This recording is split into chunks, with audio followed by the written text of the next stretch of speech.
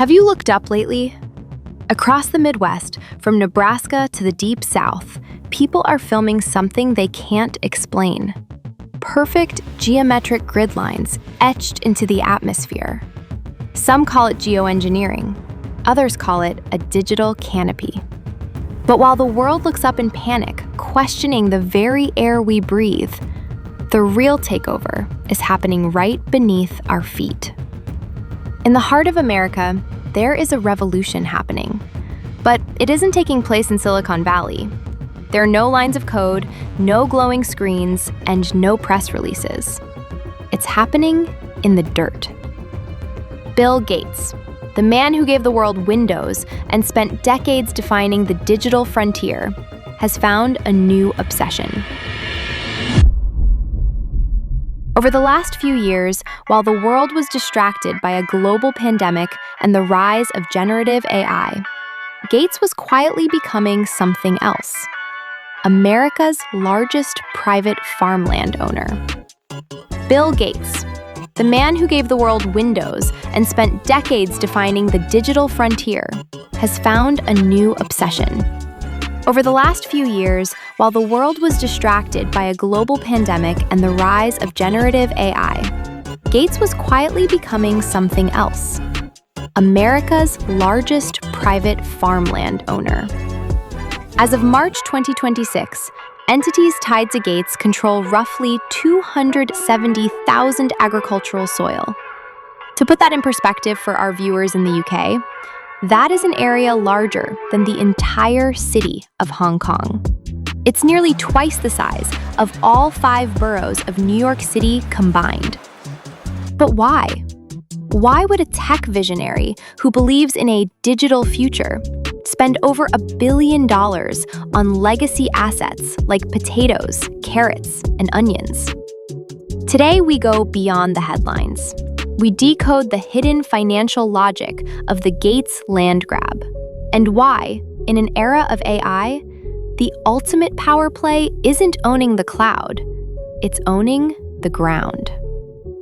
If you drove past a Gates-owned farm in Holt County, Nebraska, you'd never know it.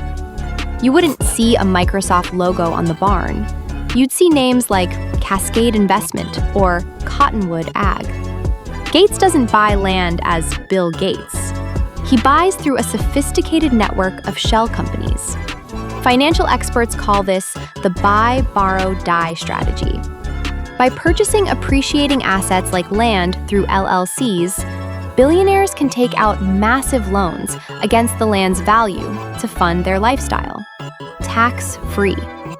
When they pass away, their heirs inherit the land at a stepped-up basis, effectively erasing billions in capital gains taxes. It's a legal loophole that ensures the 1% stays the 1% forever.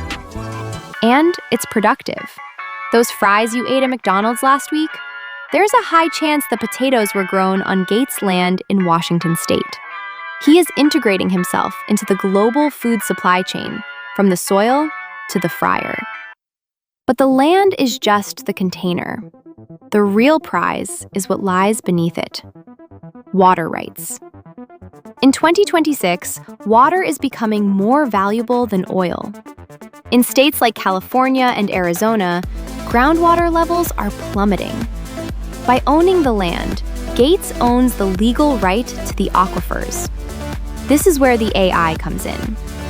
Gates' investment arm, Cascade, doesn't just buy random plots. They use predictive models and satellite imagery to track climate shifts decades into the future. They aren't buying for the 2026 harvest. They are buying for the 2050 famine.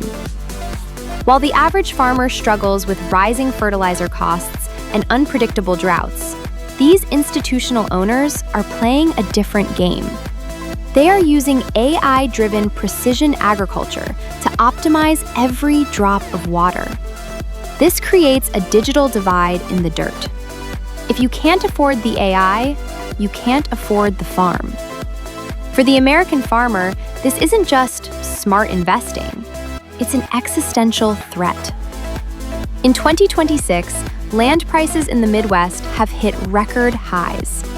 For a 22-year-old wanting to start a farm today, it is mathematically impossible.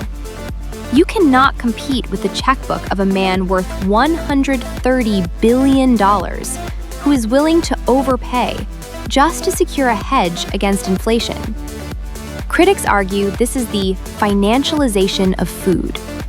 If a handful of billionaires, or their algorithms, control the soil, they control the pricing of life itself. The question is no longer, what are they growing, but who are they growing it for? The elites understand that the world is moving toward a resource scarcity model. While you react to the news on your phone, they are reacting to simulations of the next black swan event. They have their algorithms. It's time you had yours. But the land grab is only the first phase. Look closer at the grid lines in the sky and the fiber optics under the soil. We are witnessing the birth of the autonomous estate. Imagine a world where the seeds, the water, and the very sunlight hitting the leaves are managed by a centralized AI. In this world, if you aren't part of the system, you don't eat. It's not just about owning the ground, it's about owning the inputs. When one man controls the soil, the water rights, and the predictive data, they don't need to raise taxes to control a population. They just need to adjust the algorithm of the supply chain. We've already seen how fragile the just-in-time delivery system is. In 2026, a single glitch in a shipping lane or a simulated drought can send the price of bread up 200% in a week. The elites aren't afraid of these shocks because they are the ones simulating them. They have already priced in the collapse. They've moved their capital into hard assets, while you're still holding a digital balance that can be devalued or frozen at the touch of a button. So why am I telling you this? Because for the last year, while the mainstream media was feeding you distractions, I've been obsessed with a single question. How do we fight an algorithm? The billionaires use black box AI to predict where the next famine will strike, so they can buy the land today. They use simulations to see which currency will fail first, so they can exit the market before you even realize there's a crisis. They have been playing a game of chess while the rest of the world is playing checkers. Until now. I realized that the only way to survive a managed collapse is to have the same foresight as the managers. I've spent the last 6 months building and training a specific AI model. I call it the Void Predictor. This isn't a trading bot. This isn't a news aggregator. This is a disaster and scarcity engine. By analyzing satellite imagery of crop yields, global shipping transponders, and geopolitical sentiment in real time, Void is designed to do one thing: spot the black swan before it flies. Whether it's a localized water shortage, a sudden energy grid failure, or a planned disruption in the food supply, the Void Predictor is built to give you a 72-hour head start. In a world of managed scarcity, 3 days is the difference between being prepared and being part of the panic. I am not a billionaire. I don't own 270,000 acres. But I do own the code. And I'm making it my mission to ensure that this technology isn't just kept in a boardroom in Silicon Valley or a shell company in Nebraska. I am opening the first phase of the Void community of people who are ready to stop reacting and start preparing. We are building the digital shield that the 1% already has. Bill Gates owns the ground. The central banks own the currency. But they don't own your awareness. Subscribe to AI Biz right now to get the latest updates on the Void rollout and gain early access to the prediction dashboard. The grid lines are in the sky, and the land is being taken.